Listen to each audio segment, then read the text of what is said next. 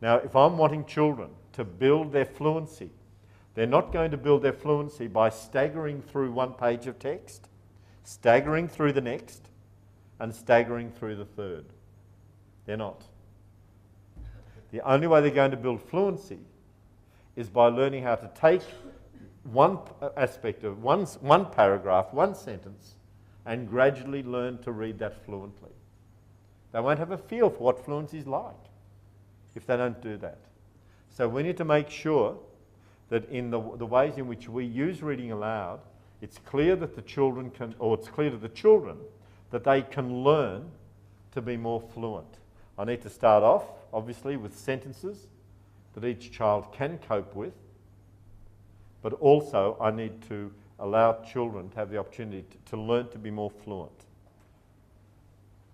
Because if what I'm saying is true about how the children need to read aloud to move the text to here, the child who reads this fluently is going to have a much more dysfunctional representation up here than a child who reads it fluently. Is that okay? We've really got to look at helping the children learn to be fluent. We need to talk about how we're going to do that. Are they okay? Okay. Then I've mentioned a whole... No, we should really be moving a bit faster. I've mentioned various aspects of classroom climate that we can put in place to help students improve how they read aloud. One, obviously, is why it is important. A second is we give the students the opportunity to see the reading aloud strategies being modelled. So when I read the text after one of the children read it, I might put in more intonation, or I might say parts of it more slowly.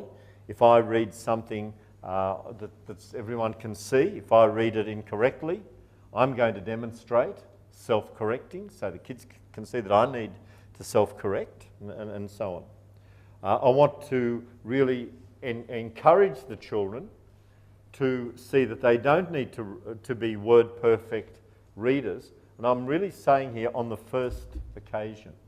We are ultimately wanting the children to be reading the words accurately. I mean, we're not wanting them to continue to make errors. But I'm wanting to build in the opportunity for them to learn to do that. That's really what I'm getting at here. Sometimes some of the students, as you know, are really stressed about reading aloud, and they'll only feel relieved when they've managed to either avoid reading or when the reading session finishes. And with some children, I'm going to need to do a whole range of things, to help them feel emotionally more relaxed about it. We want to encourage risk-taking, and I'll talk about this in a moment, this business of preparing the students for success. What actions can I take in my Year 7 science class to maximise the chance that I'm going to get success in how I have the children read aloud? I'm wanting the students to really, as they are reading aloud, not only, as I said earlier, to be reading aloud, but in my scaffolded teaching, I'm going to be pausing after each sentence initially, or after 2 or 3 sentences, and really having the students act on the ideas in various ways. And I've just mentioned some other activities there. What texts should we have students read aloud? And this is an issue for us, and it's going to be an issue for some of you, because it's going to be hard to have one text for all of the students at once that meets these criteria. But it is important, wherever you can, to have children reading text aloud that's either at their, what we call their instructional reading level or their independent reading level.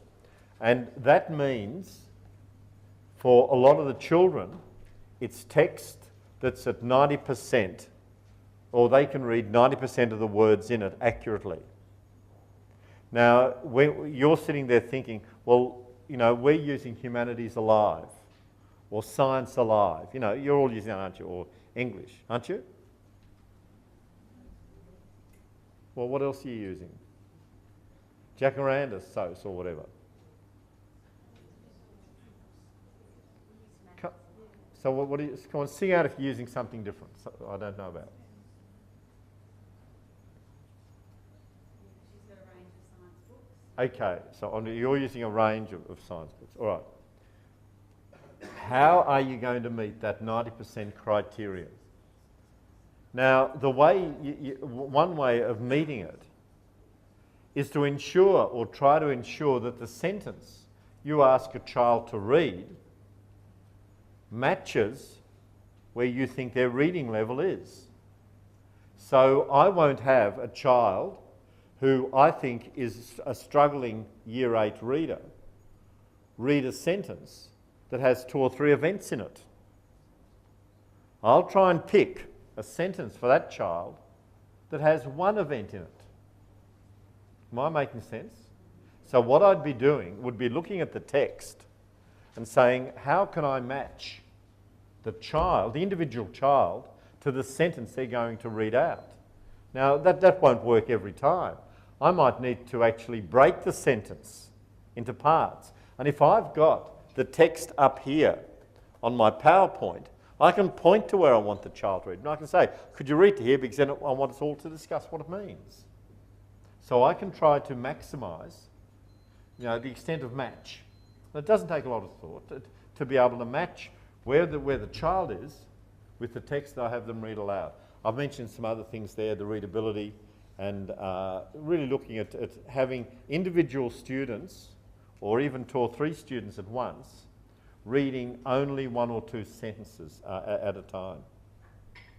The various, if we're looking at that framework that we've put up, the getting knowledge ready, the while reading, and the post-reading, there are activities I can do at the reading aloud phase where I have the students getting ready for reading aloud.